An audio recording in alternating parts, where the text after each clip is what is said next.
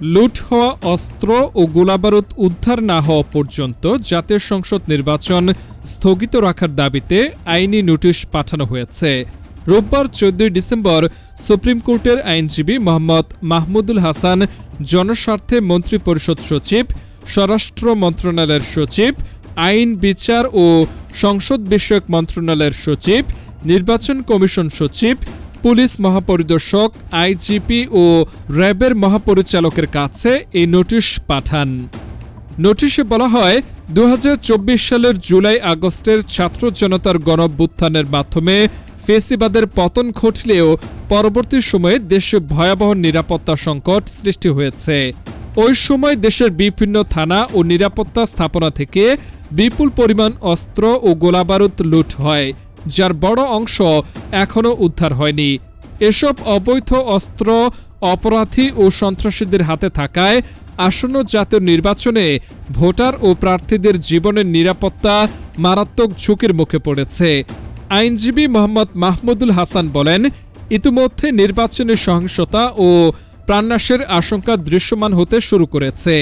এই চরম নিরাপত্তাহীন পরিস্থিতিতে জাতীয় নির্বাচন আয়োজন করা হলে তা ভয়াবহ পরিণতি ডেকে আনতে পারে। নোটিশে উল্লেখ করা হয়, নির্বাচন কমিশন আগামী 12 ফেব্রুয়ারি 2026 তারিখে একযোগে জাতীয় সংসদ নির্বাচন ও জুলাই সনদ গণভোট আয়োজনের ঘোষণা দিয়েছে। তবে লুণ্ঠিত অস্ত্র উদ্ধার না হওয়ায় নির্বাচনী মাঠ কার্যত বারুদের স্তূপে পরিণত হয়েছে। এর প্রমাণ হিসেবে নোটিশে 12 ডিসেম্বর 2025 তারিখে ঢাকা 8 আসনের স্বতন্ত্র সংসদ সদস্য প্রার্থী শরীফ ওসমান হাদির গুলিবিদ্ধ হওয়ার ঘটনার কথা উল্লেখ করা হয়। নোটিশে বলা হয়, অবৈধ অস্ত্র উদ্ধারে ব্যর্থ অবস্থায় নির্বাচন আয়োজন করা হলে তা সংবিধানের 32 অনুচ্ছেদ অনুযায়ী নাগরিকদের জীবনের অধিকার লঙ্ঘন করবে। এতে আরও বলা হয়, জুলাই সনদ গণভোট একটি জাতীয় ঐক্যমত্যের বিষয় হওয়ায় এতে সহিংস প্রতিযোগিতার আশঙ্কা নেই।